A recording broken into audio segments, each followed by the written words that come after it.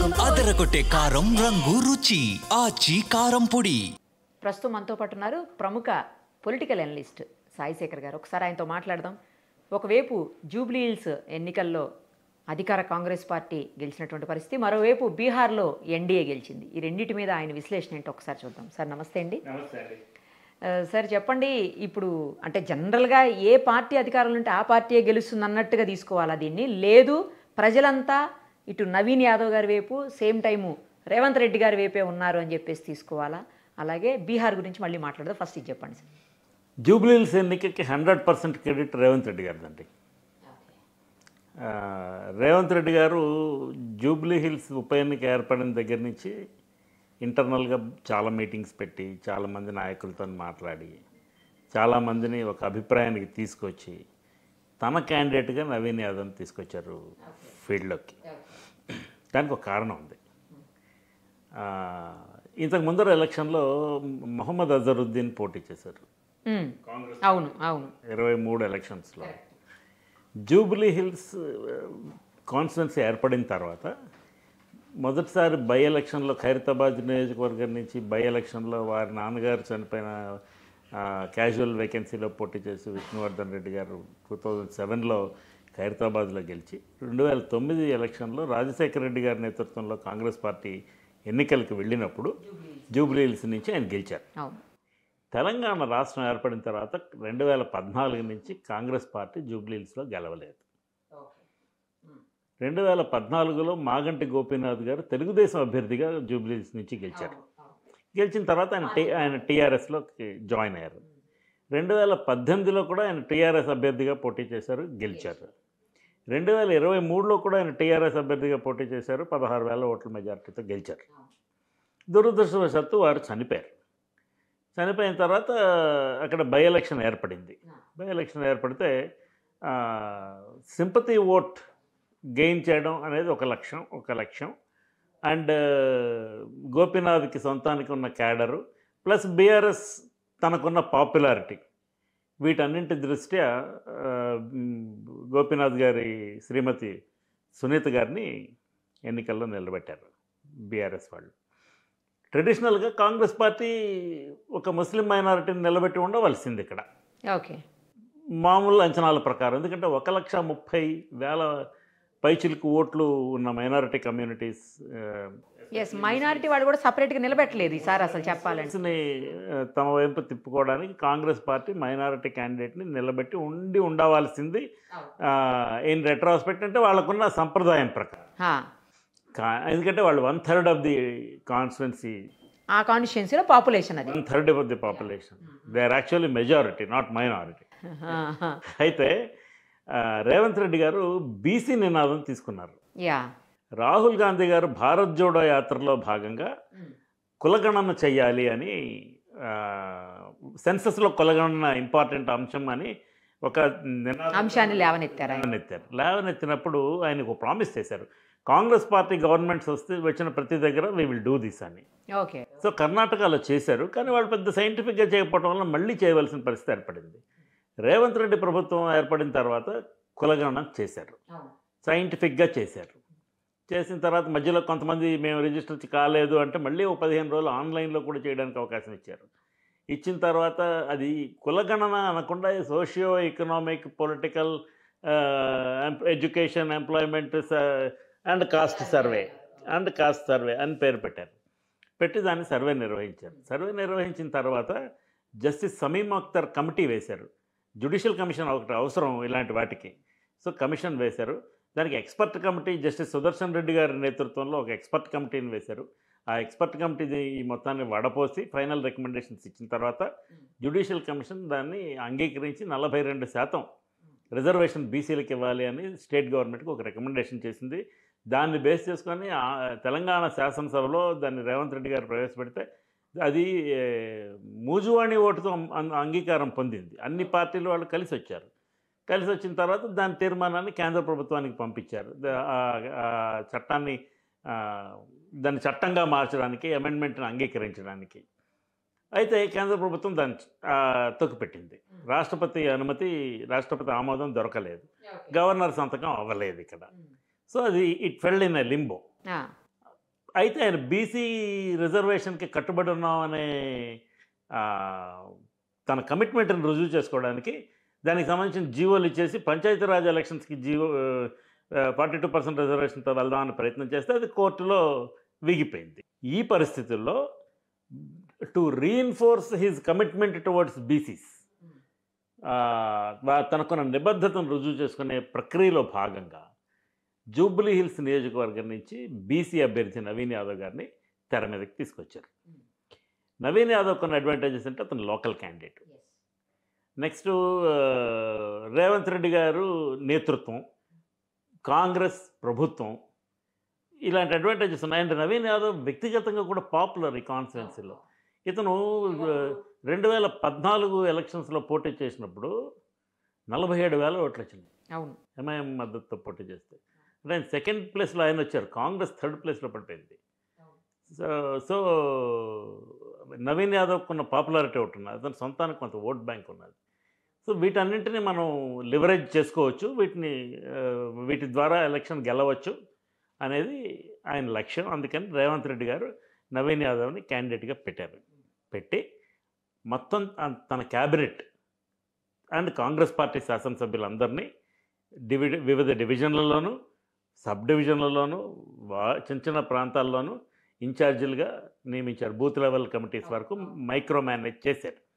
చేసి ఎన్నికలకి వెళ్ళారు. స్వయంగా ఆయనే దాదాపు వారం రోజుల పాటు 7 పబ్లిక్ మీటింగ్లు 7 కార్నర్ మీటింగ్లు చేశారు. చేయడం వల్ల అండ్ చాలా పవర్ఫుల్గా మాట్లాడారు ప్రతి దగ్గర కూడాను. అండ్ అతను మాట్లాడుతున్న ప్రతి సందర్భంలో కూడాను మా ప్రజాపాలనకి ఓటు ఇవ్వండి అని అడిగారు. అండ్ తన విధానాలు వివరించారు.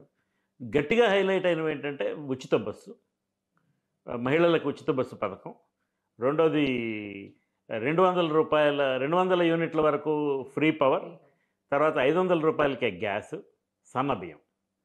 జూబ్లీ హిల్స్ పేరుకి జూబ్లీ హిల్స్, దాంట్లో హిల్స్ పెద్దగా లేవు, ఓట్లు ఉన్నవి. నాకు రేవంత్ రెడ్డి గారికి జూబ్లీ హిల్స్ కాన్స్టిట్యున్సీలో ఓటు ఉందని నేను అనుకోవట్లేదు. అది బహుశా ఖైరతాబాద్ కాన్స్టిట్యున్సీలోకి వస్తుంది. ఆయన యాక్చువల్గా కోర్ జూబ్లీ హిల్స్లో ఉంటారు. ఈ పెరిఫరల్ ఏరియాస్లో ఉన్న రహమత్ నగర్, షేక్పేట, బోరబండ, వెంగళరావు నగర్, ఈ ప్రాంతాలు జూబ్లీ హిల్స్ నియోజకవర్గంగా ఉన్నవి. ఇలా ఉన్న సందర్భంలో ఎలక్షన్కి వచ్చినప్పుడు బీఆర్ఎస్ వాళ్ళు పోటాపోటీ ఫస్ట్ బీఆర్ఎస్ వాళ్ళు క్యాండిడేట్ని అనౌన్స్ చేశారు. తర్వాత కమిటీలు వేశారు, మాజీ ఎమ్మెల్యేలని మాజీ మంత్రులని ఇన్వాల్వ్ చేశారు. ప్రచారం బ్రహ్మాండంగా నిర్వహించారు, ఒక ఊపు తీసుకొచ్చారు. రేవంత్ రెడ్డి గారు వచ్చే వరకు Congress party ground work complete చేసింది. రేవంత్ రెడ్డి గారు ప్రచారంలోకి వచ్చారు. జూబ్లీ హిల్స్ ఎలక్షన్ ఇది మొత్తం భారతదేశం ఎలక్షన్ లాగా అంత ఊపు వచ్చింది. వస్తే నేను అనుకున్నా ఒక 65-70% ఓట్లు వస్తాయి, ఓట్లు వేస్తారు. పోలింగ్ పర్సంటేజ్ అంటున్నారు. పోలింగ్ పర్సంటేజ్ 65-70% పోలింగ్ అవుతుంది, ఎందుకంటే ఇంత ఊపు వచ్చింది కాబట్టి. అండ్ మీరు Jubilee hills being what Jubilee hills is, దాంట్లో ఉన్న రకరకాల అది మినీ తెలంగాణ అని అనుకోవచ్చు. ఎందుకంటే అన్ని ప్రాంతాల నుంచి ప్రజలు ఉన్నారు అక్కడ, అన్ని జిల్లాల నుంచి ప్రజలు ఉన్నారు, అనేక రాష్ట్రాల నుంచి ప్రజలు ఉన్నారు, పక్క రాష్ట్రం ఆంధ్రప్రదేశ్ నుంచి చాలామంది ఉన్నారు, సైజబుల్ నెంబర్ ఆఫ్ పీపుల్ ఉన్నారు. దీంట్లో రకరకాల క్యాస్ట్ కాంపోజిషన్స్ ఉన్నాయి. ఇప్పుడు ఈ బీసీ క్యాస్ట్కి వచ్చేసరికి యాదవులు, గౌడ్లు, ముదిరాజులు వీళ్ళంతా ఒక కాంపోజిషన్. బట్ వీళ్ళందరూ కలిపి ఒక 50-55 కంటే లేరు. ఓకే. ముస్లిమ్స్ మాత్రం 1,30,000 మంది ఉన్నారు. అండ్ కమ్మవారు 32,000 మంది ఉన్నారు. 32,000 ఓట్లు ఉన్నాయి కమ్మవర్గానికి. అందుకనే రేవంత్ రెడ్డి గారు తన ప్రసంగంలో పి జనార్దన్ రెడ్డి చనిపోయినప్పుడు క్యాజువల్ వేకెన్సీ ఏర్పడితే ఖైరతాబాద్లో బై ఎలక్షన్ జరిగితే చంద్రబాబు నాయుడు గారు పెద్ద మనసు చేసి క్యాండిడేట్ని పెట్టలేదు, వేరే టీఆర్ఎస్ క్యాండిడేట్ని పెట్టి దాన్ని ఎలా ఎన్నికలుగా మార్చారు అని చెప్పారు. ఆ రకంగా ఆయన చంద్రబాబు తాలూకా గొప్పతనాన్ని హైలైట్ చేయడం ద్వారా, అంటే ఆయన మాట్లాడుతున్నప్పుడు ప్రతి మాటలోనూ హైటెక్ సిటీకి చంద్రబాబు నాయుడు ఆద్యుడు, అంటే ఇన్ఫర్మేషన్ టెక్నాలజీ ఇండస్ట్రీ డెవలప్ అవ్వడానికి ఈ ప్రాంతంలో ఆయన పేరు చెప్పారు. అయితే అట్ ద సేమ్ టైం ఆయన రాజశేఖర రెడ్డి గారు, నేదురుమల్లి జనార్దన్ రెడ్డి గారు చేసిన కృషిని ఎక్కడా విస్మరించలేదు, చాలా గట్టిగా ప్రచారం చేశారు. ఓఆర్ఆర్, తర్వాత ఎయిర్పోర్టు, ఇక చాలా విషయాల్లో రాజశేఖర రెడ్డి గారి ప్రభుత్వం చేసిన కార్యక్రమాల్ని మా పార్టీ మేం చేసాం అని చాలా గట్టిగా హైలైట్ చేశారు. బీఆర్ఎస్ వాళ్ళు కూడా ఈ రాష్ట్రానికి కొంతమంది మంచి ముఖ్యమంత్రులు ఉండేవారు, ఉదాహరణకి చంద్రబాబు నాయుడు గారు ఉండేవారు అని ఇట్లా మాట్లాడారు. కేటీఆర్ గారు మాట్లాడితే, అంటే ఇది ఇద్దరిది కూడా పొలిటికల్ పోస్చరింగ్. ఎందుకంటే తెలుగుదేశం ఇంక లేదు ఇక్కడ. తెలుగుదేశం పార్టీ తెలుగుదేశం రూపంలో ఇంక ఇక్కడ లేదు, ప్రస్తుతానికైతే లేదు.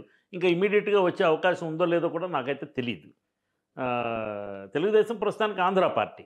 కానీ ఆ తెలుగుదేశం పార్టీకి సింపథైజర్స్గా ఉన్న వర్గం వాళ్ళందరినీ కూడా మన వైపు అట్రాక్ట్ చేసుకోవాలని రెండు పార్టీలు ప్రయత్నించినాయి. This is another factor. మూడో ఫ్యాక్టర్కి వచ్చేటప్పటికి ఈ ముస్లిం మైనారిటీస్ ఎక్కువగా ఎటువైపు మళ్ళుతారు, ఎటువైపు ఓట్లు వేస్తారు అనేది ఒక ఇంపార్టెంట్ ఫ్యాక్టర్గా మారింది. కానీ అసలు ఓటింగే 48% అయింది. జూబ్లీ హిల్స్ ఓటర్స్ తప్పుగా అనుకున్నా కూడా ఇంతకంటే బద్దకస్తులు ఎవరు లేరు. వీళ్ళకి ఓట్లు వేయడానికి ఓపిక లేదు. ఆధార్ కార్డు తెచ్చుకోవడానికి ఓపిక ఉందా?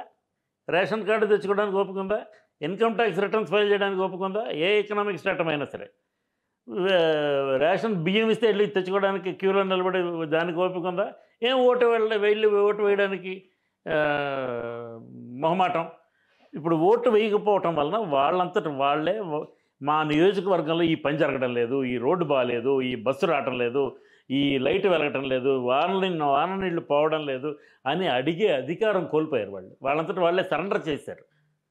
ఏ రాజకీయ పార్టీని వాళ్ళు ప్రశ్నించలేరు. బీఆర్ఎస్ని అడగలేరు, కాంగ్రెస్ని అడగలేరు, ఎంఐఎంని అడగలేరు, ఎవరిని బీజేపీని అడగలేరు, ఎవరిని అడగలేరు. This is the situation. వాళ్ళంతటా వాళ్ళు కొని తెచ్చుకున్న పరిస్థితి. జూబ్లీ హిల్స్ నియోజకవర్గం ఏర్పడిన మొదటిసారి 2009లో 51% ఓట్లు పోలయ్యాయి. ఆ తర్వాత ఎప్పుడు 50 దాకా రాలేదు. 2018లో అయితే మరీ ఘోరం, 45% ఓట్లు వచ్చినాయి. సో ఇది ప్రజల తాలూకా రిలక్టెన్స్, ఒక నిర్లిప్తత, ఓటింగ్కి వెళ్ళడం అనే అంశం మీద వాళ్ళకు ఒక నిర్లిప్తత ఉన్నది. సో ప్రోరేటాగా మనం ఎక్స్ట్రాపోలేట్ చేస్తే ముస్లిం మైనారిటీస్లో కూడా 1,30,000 మంది ఉంటే సుమారుగా 65,000 మందో 60,000 మందో వెళ్ళారు ఓటుకి, అంతే.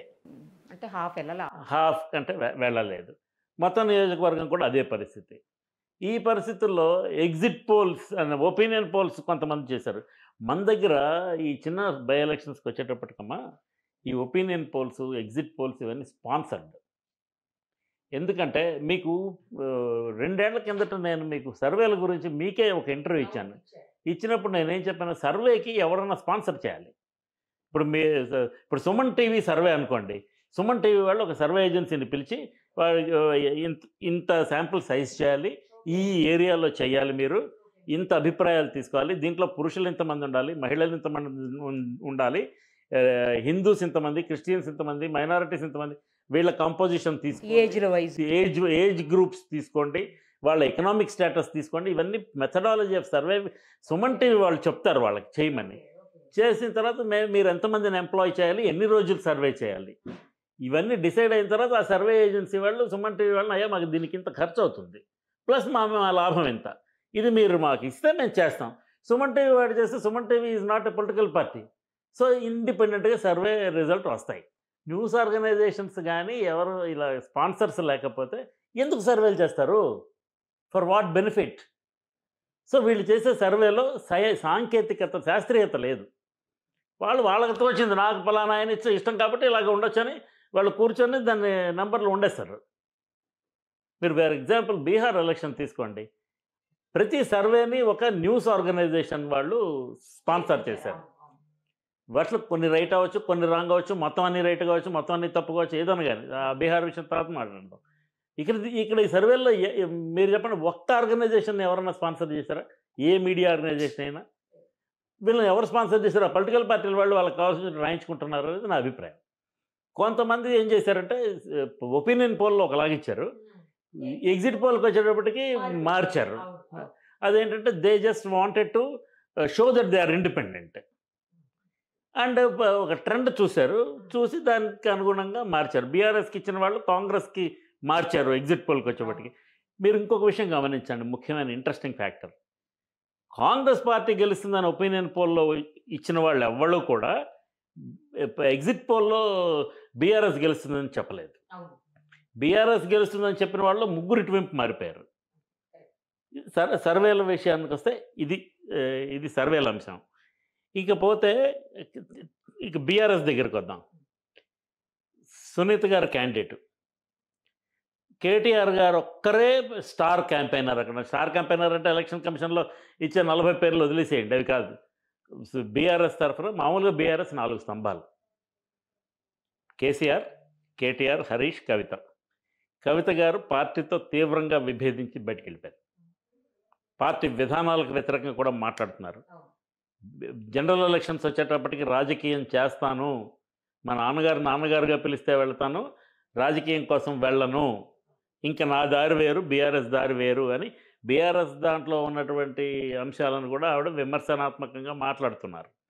సో కవిత గారు లేరు ఈ ఎలక్షన్లో. దురదృష్టవశాత్తు హరీష్ రావు గారు ఫాదర్ చనిపోవడం వల్ల హరీష్ రావు గారు active role తీసుకోలేకపోయారు.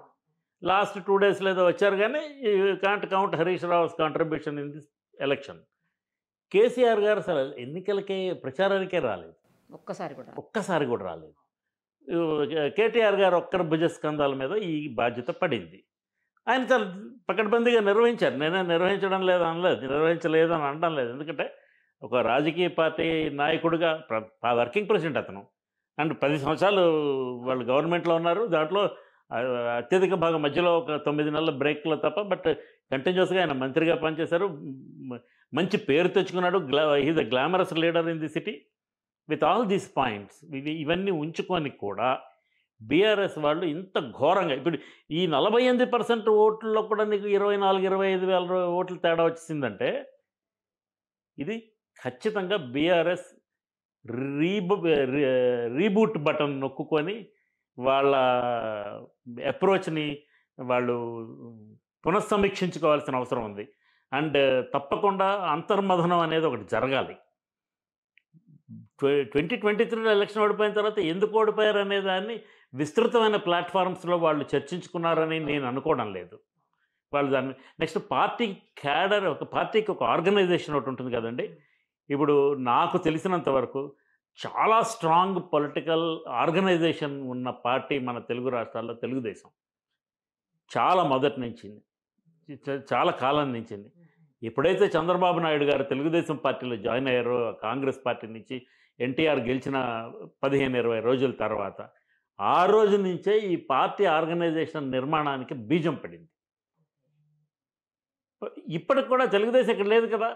There will be some activity in NTR trust Bhavan, మీరు వెళ్ళి చూడొచ్చు.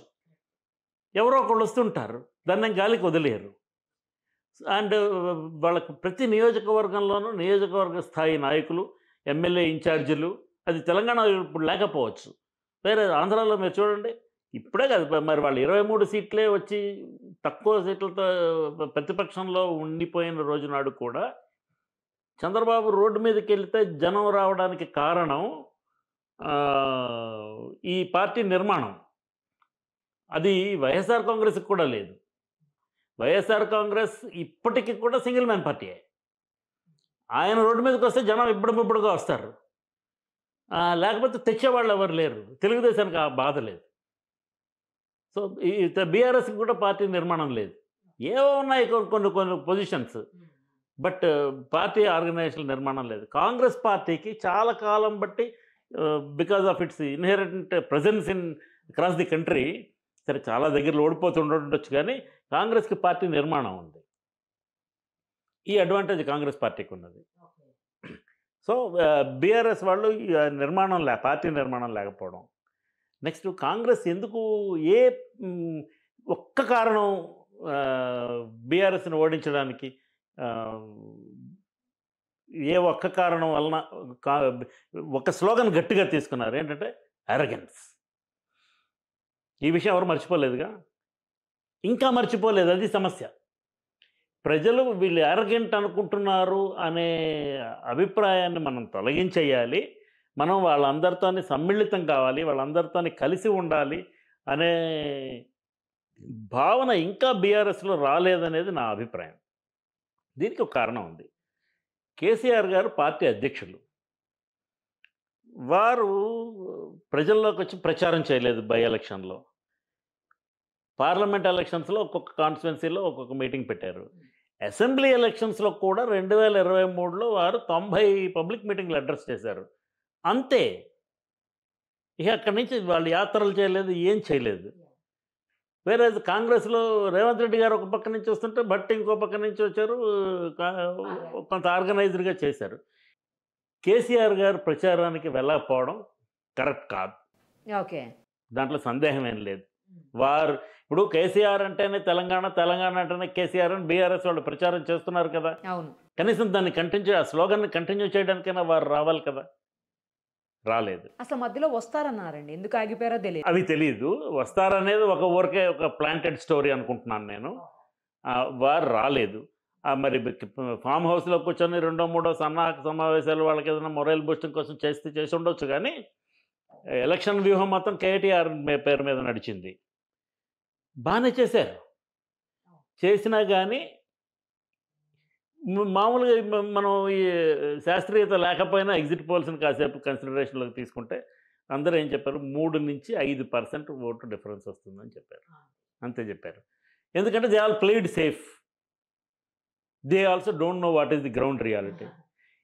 25,000 మీకు 1,90,000 చిల్లర ఓట్లు పడితే బీజేపీకి ఎన్ని ఓట్లు వచ్చినాయి? సుమారుగా 12,000 15,000 వచ్చినట్టున్నాయి. మరి వాళ్ళు డిపాజిట్ బచాయించుకున్నారో లేదో కూడా తెలియదు నాకు.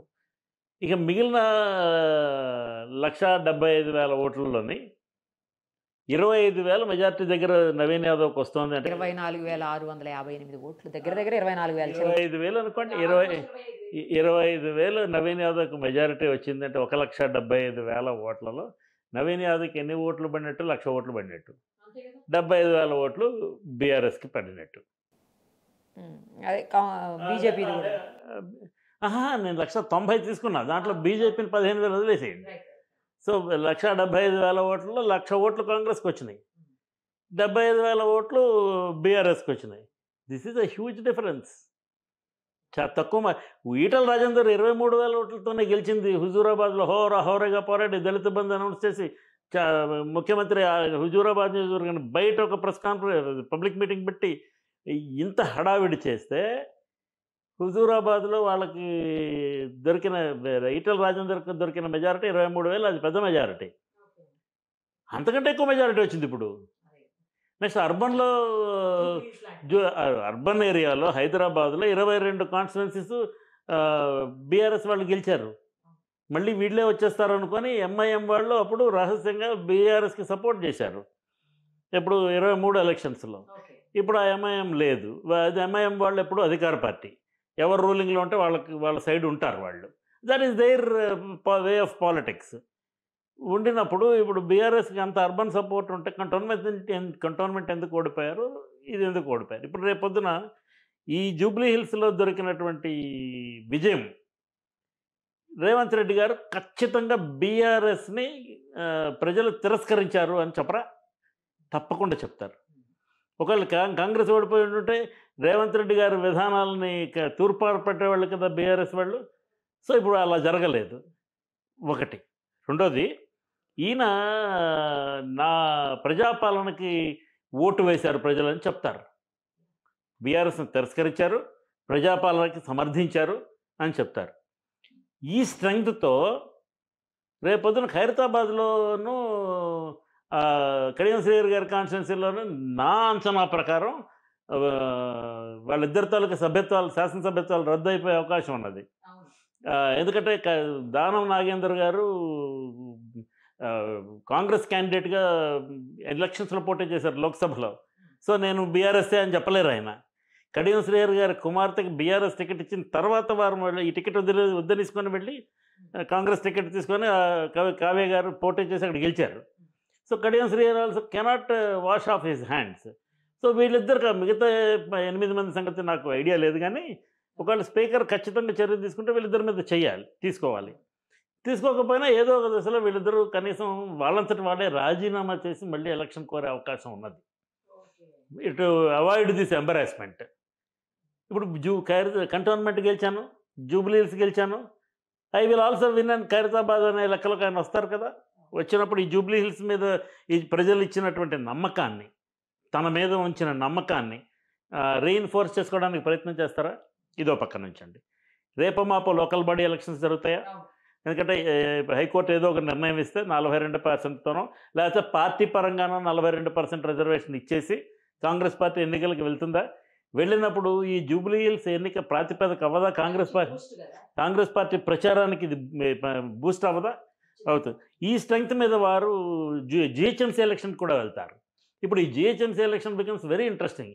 బీజేపీ వాళ్ళు లంకల దీపక్ రెడ్డిని మళ్ళీ క్యాండిడేట్గా ఇక్కడ పెట్టి క్యాండిడేట్ని కూడా చేంజ్ చేయకుండా ప్రచారం అంత గొప్పగా ఏం నిర్వహించకుండా ఈ పరిస్థితుల్లో BJP became a passive player. It is not an active player. So third పొజిషన్కి వాళ్ళు డిసైడ్ అయిపోయారు. జిహెచ్ఎంసీ ఎలక్షన్కి వచ్చేటికి అలా ఉంటుందా? ఎందుకంటే పోయినసారి 2020లో జిహెచ్ఎంసీ ఎలక్షన్స్ జరిగినప్పుడు యోగి ఆదిత్యనాథ్ వచ్చారు, భాగ్యలక్ష్మి టెంపుల్కి వెళ్ళారు, అమిత్ షా వచ్చారు, తర్వాత రాజ్నాథ్ సింగ్ వచ్చారు, ఇంకా చాలామంది గజేంద్ర సింగ్ షెకావత్ వచ్చారు, చాలామంది మంత్రులు వచ్చారు, ప్రచారం చేశారు. ప్రధానమంత్రి గారు కూడా భారత్ బయోటెక్లో సైంటిస్టులను కలుద్దాం కోవిడ్ వ్యాక్సిన్ సంబంధించి అన్న మిషతో హైదరాబాద్ వచ్చి ఆ హకీంపేట నుంచి ఆ భారత్ బయోటెక్ ఫ్యాక్టరీకి వెళ్ళిపోయారు. కానీ ఆయన కూడా ఉన్నారు ఎలక్షన్ ప్రచారంలో. He made his presence felt by not speaking. All right. So BJP అంత అగ్రెసివ్గా తీసుకొని ఎలక్షన్ ప్రచారం నిర్వహిస్తే బీఆర్ఎస్ మీద 44 సీట్లు వచ్చాయి. అవుట్ 150. That's big number. బీఆర్ఎస్కి 99 సీట్లు ఉండే 2016 జిహెచ్ఎంసీలో ఈ ఎలక్షన్కి వచ్చేటప్పటికి ఎంతకు తగ్గిపోయారు? 56 సీట్లకు తగ్గిపోయారు. రేపు జిహెచ్ఎంసీ ఎలక్షన్ జరిగితే అసలు కాంగ్రెస్కి దాదాపు ఏం లేరు. ఈ మధ్యన కాంగ్రెస్ అధికారంలోకి రావటం వల్ల చాలామంది మేయర్ గారితో సహా డిప్యూటీ మేయర్ గారితో సహా అందరూ అటు వెళ్ళిపోవడం వల్ల కొంతమంది కాంగ్రెస్ ప్రెసిడెన్స్ కనపడుతుంది. కానీ జనరల్ బాడీ ఆఫ్ జిహెచ్ఎంసీలో కాంగ్రెస్కి ఏమీ లేదు. కానీ రేపు పొద్దున్న ఎలక్షన్ అట్లా జరుగుతుందా? ఇక్కడ అధికార పార్టీ ఆల్రెడీ 2 నియోజకవర్గాల్లో గెలుచున్నారు. ఆ స్ట్రెంగ్త్తోనే పోటీ చేస్తారు కదా. ఇప్పుడు పోటీ ప్రధానంగా ఎవరి మధ్య ఉంటుంది? కాంగ్రెస్ బీఆర్ఎస్ మధ్య ఉంటుందా? కాంగ్రెస్ బీజేపీ మధ్య ఉంటుందా? ముగ్గురు మధ్యన ఉంటుంది. లేక త్రిముఖ పోటీ ఉంటుందా? ముఖ్యం ఉంటుంది ఖచ్చితంగా. ఈ సమస్య ఒకటి ఉత్పన్నం అవుతుంది. నెక్స్ట్ మున్సిపాలిటీల్లోనూ, మండల పరిషత్లోను, జిల్లా పరిషత్లోను ఈ స్ట్రెంగ్త్తోనే అతను వెళ్ళి పోటీ చేస్తారు.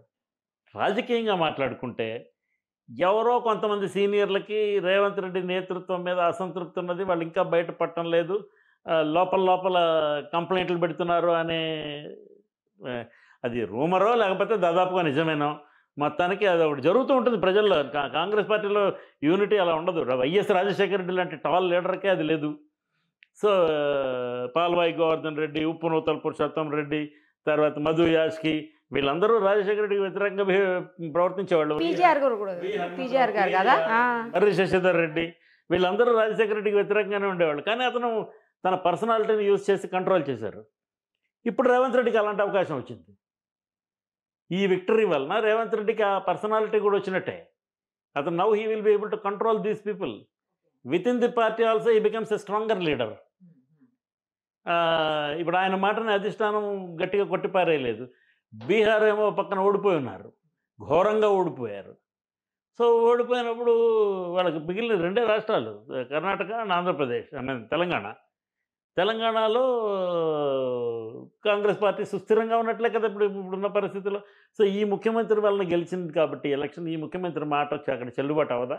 రాహుల్ గాంధీ చూడలేదు, రాహుల్ గాంధీ షేక్ హ్యాండ్ ఇవ్వలేదు, రాహుల్ గాంధీ ఈయన కౌగిలించుకోలేదు అని ప్రచారం భారీ ఎత్తున చేశారు, ముఖ్యంగా బీఆర్ఎస్ వాళ్ళు. ఏమైంది? రాహుల్ గాంధీ ఇతను ఇచ్చిన బీసీ నినాదాన్ని తీసుకెళ్ళాడు, దాని మీద ఒక 10 సమావేశం పెట్టాడు, షేక్ హ్యాండ్ ఇచ్చాడు, కౌగిలించుకున్నాడు, చాలా హడావిడి చేశారు. పార్టీ అధిష్టానం ఇప్పుడు విత్ ఇన్ ది ఆర్గనైజేషన్ ఇప్పుడు అతనికి మీకు పడుతుందో లేదో నేను మాట్లాడకూడదు. అది మీ సంస్థలో ఇంటర్నల్ మ్యాటర్. లేదు నిరుపమాకి అందరూ కెమెరామెన్లు అందరూ వ్యతిరేకమని చెప్పినట్టు ఏంటది అర్థం లేదు, మనకు తెలుస్తుందా? తెలియదు కదా. సో మరి ఆ తర్వాత మీకే పెద్ద ప్రమోషన్ వస్తుంది, మీ నాయకత్వం బలపడుతుంది. అంచేత ఇలాంటి మాటలు outsiders within the party ఇలా జరుగుతుందని విషయం మాట్లాడుకుని ఉండడం శ్రేయస్కరం. తప్పులు మనం జడ్జిమెంట్ చేయలేండి. నేను తప్పు అనుకున్నది ఇంకొకరికి రైట్ అని అవుతుంది, ఇంకొకరు తప్పు అనుకున్నది నాకు రైట్ అవుతుంది. అంచేత అది కాదు. కానీ బట్ మొత్తానికి శ్రేయస్కరం కాదు, అవసరం లేదు. ఈ రాళ్ళు వేసుకునే కార్యక్రమం అవసరం లేదు. ఇప్పుడు రేవంత్ రెడ్డి ప్రస్తుతానికి strong leader. I give 100% credit of Jubilee Hills victory to Revanth Reddy. ఇంకా వేరే ఎవరికి అంత there is no contribution. And KTR గారు చాలా తన పటిమని చూపించారు. 75,000 ఓట్లు తక్కువ ఓట్లు కావు. అండ్ వారు కూడా ఈ షుడ్ రీథింక్ మనం చేస్తున్న యాక్టివిటీలో 1, 2, 3, 4 మార్పులు చేసుకోవాలని. లార్జ్గా బీఆర్ఎస్ సోషల్ మీడియా మీద డిపెండ్ అయ్యారు. Social media is not polling station అండి. సోషల్ మీడియా చేయకపోతే తప్పకుండా చెయ్యాలి. సోషల్ మీడియాలో తమ అభిప్రాయాలు, తమ వ్యూ పాయింట్, తమ ప్రోగ్రామ్స్ అందరికీ అన్ని పార్టీల వాళ్ళు తెలియచేయాలి. Because that is easily accessible medium for people. జనానికి రీచ్ అవుట్ అవ్వాలి. అవ్వద్దు అంటం లేదు. అదే దాంట్లో ఇన్ని హిట్స్ వచ్చాయి, ఇంత ఫాలోయింగ్ ఉంది అనేది చూసుకొని నాకు జనబాహుళ్యంలో ఓటర్స్లో మద్దతు ఉంది అనుకోవడం పొరపాటు అవుతుంది. So this needs to be seriously looked into by BRS and reworked on this. Right sir, చాలా బాగా చెప్పారు అన్నీ కూడాను. Thank you sir, thank you so much.